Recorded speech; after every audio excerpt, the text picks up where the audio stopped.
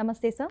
నమస్తే అండి. సార్, రీసెంట్గా దిల్ రాజు, అలాగే దిల్ రాజు ఆఫీసెస్ పైన, ఇంటి పైన, అలాగే మైత్రి మూవీ మేకర్స్ వాళ్ళ ఇళ్ళ పైన, ఆఫీసుల పైన ఐటీ సోదాలు జరిగాయి.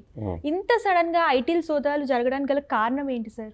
అంటే రీసెంట్గా దిల్ రాజు ప్రెస్ మీట్ పెట్టడం వల్ల, దాంట్లో మాట్లాడడం వల్ల సార్ ఇదంతా కూడా?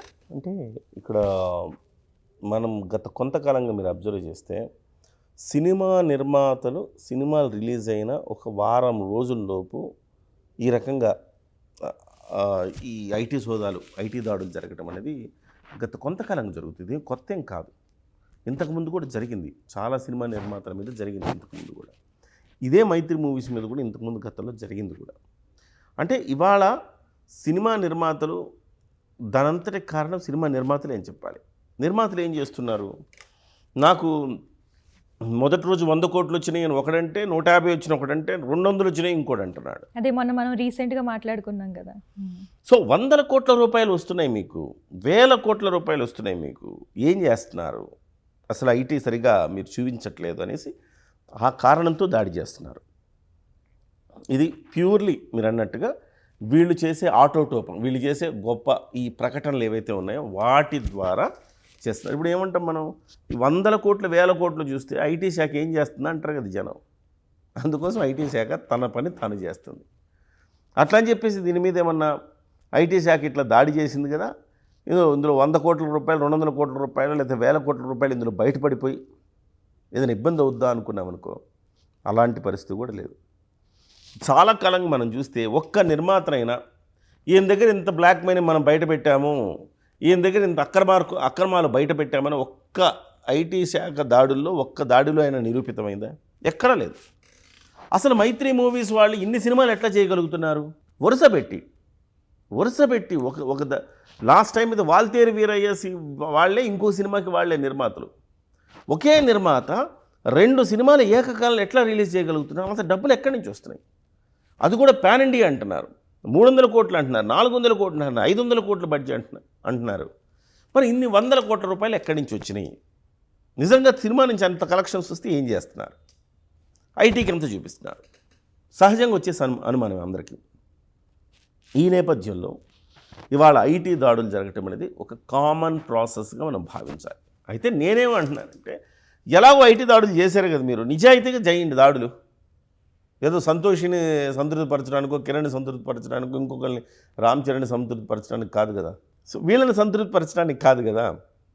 సో మీరు ఐటీ దాడి జరిగాయంటే నిజాయితీగా చేయాలని నేను కోరుతాను. ఇవాళ నిజాయితీగా ఐటీ దాడులు జరగట్లా, take it granted.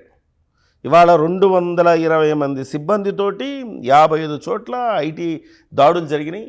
Mango Ram, Mythri movies, అలాగే దిల్ రాజు గారు, ఈ ముగ్గురు మీద ఐటీ దాడులు జరిగితే ఇవాళతో మళ్ళీ ముగియదు, రేపు కూడా ఉండొచ్చు.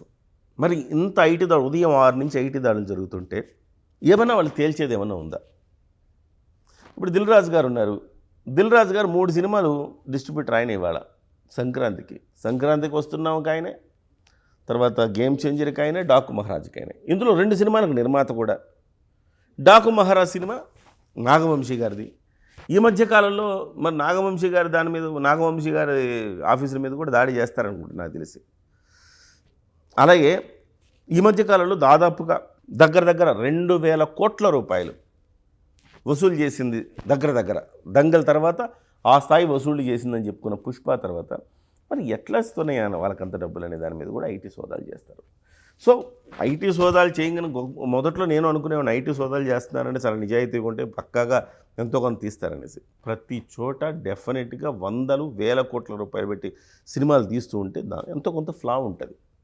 కొంచెం కూడా బయట పెట్టకపోతే అది ఏదో కంటి తుడుపు చర్య అని అనుకోవాలి మనం. సో ఇవాళ ఈ ఐటీ సోదాలన్నీ కూడా సహజంగా జరిగేవి. మళ్ళీ మనం రేపటికి మళ్ళీ మర్చిపోతాం తప్ప అంతకు మించి ఏం లేదు. వాళ్ళు కూడా లెక్కల పత్రాలు క్రమంగా ఉంచుకుంటారు. ఎంత వచ్చిందయ్యా నీకు అదంటే, ఎంత పెట్టి సినిమా తీసామో 450 కోట్లు అంటాడు గేమ్ చేంజర్. తర్వాత ఆయన దగ్గరికి వెళ్ళి నిజంగా అడిగితే, ఎంత సార్ 200 కోట్లు పెట్టాను సార్ అంటాడు. సరే ఇదిగోండి సార్ లెక్కలు అంటాడు. మరి అట్లా ఎందుకు చెప్పావయ్యా నువ్వు అంటే, ప్రచారం కోసం చెప్పాము సార్ అంటాడు, పబ్లిసిటీ కోసం. అల్లు అర్జున్ ఇంటికి వెళ్తారు, 300 కోట్ల రెమ్యునరేషన్ తీసుకున్నాం, ఎక్కడ పెట్టినాడు? నా దగ్గరికి నాకు ఎక్కడ వచ్చినాయండి 300 కోట్లు, 100 కోట్లు తీసుకున్నాను 2 సినిమాలకి.